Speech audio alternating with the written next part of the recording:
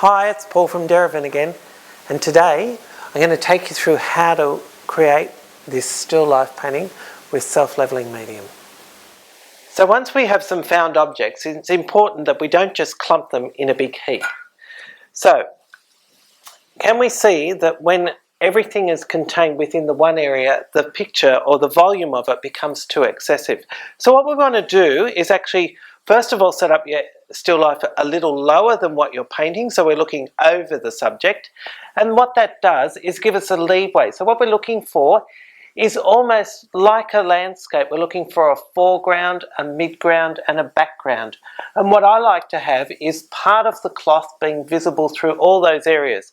So rather than having everything in a clump, if we just move these things around just ever so slightly, and we'll spread them out so that I'll just move these here, and we'll move this maybe over here, pop this round here. So we've got more breathing space. Can you see that optically that looks more interesting? We could take a bit of this greenery off to reduce the clumpiness at the front there. So we'll just eliminate that. And I think that's a much more concise or easy to look at composition, because now we have this lead through. We're taking the viewer into the picture. We're involving the viewer with the objects so that they're not just one big mess. So now we've got our still life set up in a manner in which we're after, we can go ahead with blocking it in. Now what we do is first we draw it in. Now I just draw in with paint. So we'll go on to drawing this still life in with a little bit of paint. Now I just use structure for this next exercise and just one colour. Doesn't really matter what colour, but today I'm just going to pick blue because I've got blue. Also because there's a lot of objects here that I want the oranges to look quite bright. Well, they're mandarins, but I want the orange pieces of the picture to look quite bright. So I'm using the opposite on the colour wheel for that. But I'm going to draw the whole thing in just in blue. Okay. So now we've got our still life set up and we've got the objects in an arrangement where we can actually see through. Make sure you're above the still life, so we're looking a little bit over the top rather than at it. What that does is make sure that the front ends of the objects are on a different level, so that in the picture we do get that walk through. If we're looking straight at the object, everything's in line, and so it's not going to work as well.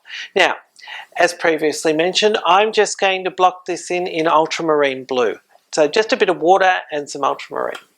So I just start by roughly measuring things as we come through. So we're just going to measure where things line up. So just looking for some clues here. So I'm measuring really where the centres of things are. That way I know I'm not going to run out of room. And if a bit of water drops down there, don't worry. Don't ever worry about extra bits on the page. Just use them. Sometimes we get a little bit too precious about what's on our board. Main thing is to just get it all to scale. If the scale's right, we need a nice loose drawing, but loose but accurate. So we need the things in the right space, but nicely drawn. So just try and relax into the drawing. Drawing does take a little while to get things in sync. Let's just see how we go.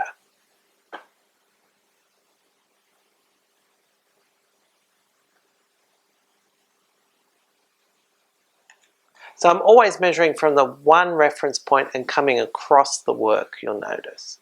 That way we're not going to run into problems. And by doing this, I know I'm not going to run out of room across the working surface area to fit all of those objects in.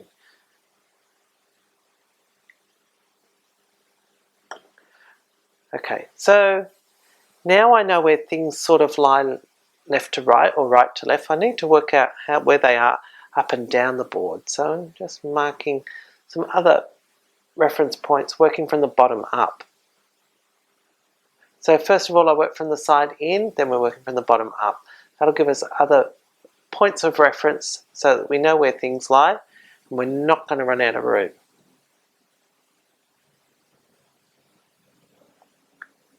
It becomes a bit of a puzzle of join the dots. Just bear with me as we go and hopefully we'll see the end result.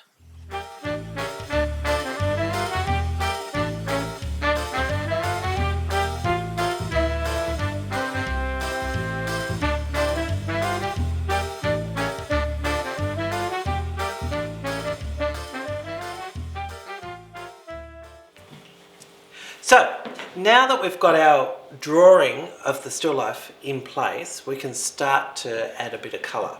So, what I've got is a selection of self-leveling medium with pre-tinted colour. So, it's just been tinted with a bit of flow.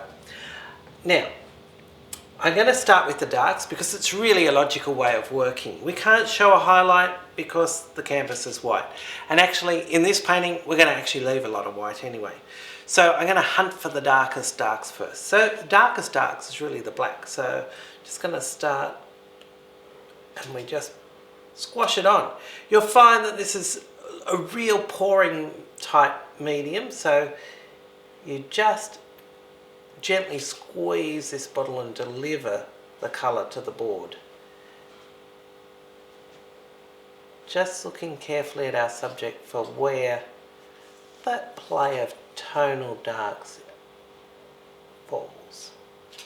Because if you get the dark and the light correct, the rest will fall into place. Your brain's a very clever thing if you let it be. And if we let our brains just wander around the board and fill in the blanks, we'll come up with something that's quite special. So again, we need to be loose but accurate. So when I say loose but accurate, the sizes need to be correct and the proportions need to be right, but the line work needs to be animated. So we need to have some sort of fun to it. I'll just close that up so it doesn't spill. Now,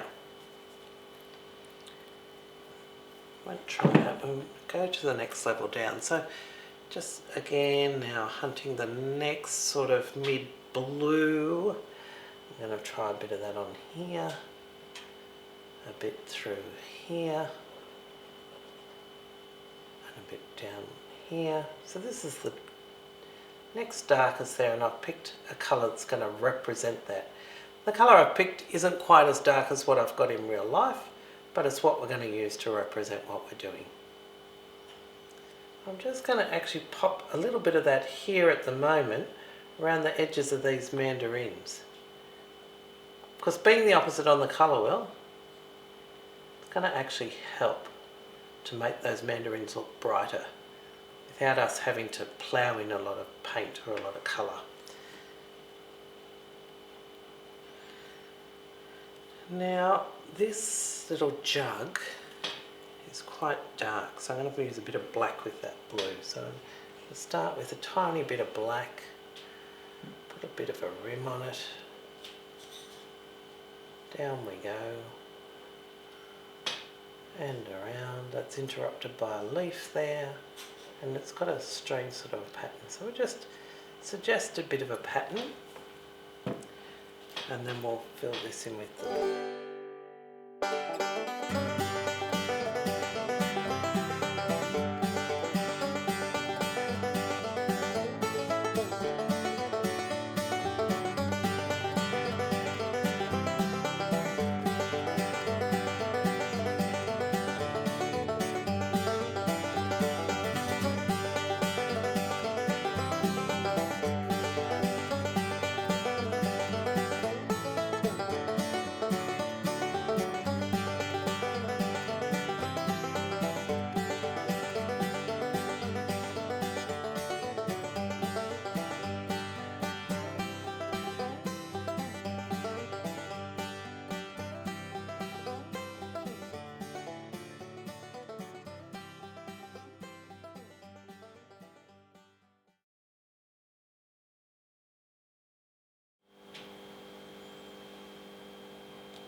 There we go, and I reckon that's all we need.